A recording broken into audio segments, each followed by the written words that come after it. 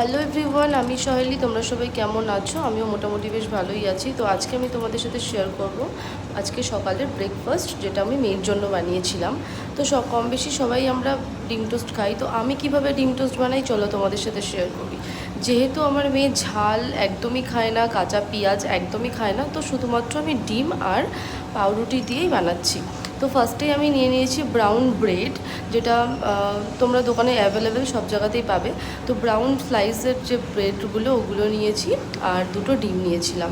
দুটো ডিমকে ভালো করে ফাটিয়ে, নুন দিয়ে ভালো করে ফাটিয়ে, ওটাকে ব্রেডগুলোকে সেঁকে নিয়ে ওর মধ্যে এপিটোপিট ভালো করে ডুবিয়ে, একটা একটা করে ডুবিয়ে নিয়ে একটুখানি তেল দিয়ে জাস্ট টোস্টটাকে করে নাও, তাহলে রেডি হয়ে যাবে আমাদের ডিম টোস্ট। তো তোমাদের কেমন লাগলো? আশা করি সবার ভালোই লেগেছে। তো কমেন্টস করে জানিও। আর আমার মেয়ে একদমই সিম্পল পছন্দ করে, ওর জন্য এটা বানানো হয়েছে। তো আজকের জন্য এটুকুই। দেখা হচ্ছে নেক্সট কোনো ভিডিওতে। টাটা। চ্যানেলটাকে অবশ্যই সাবস্ক্রাইব করে দিও তোমরা।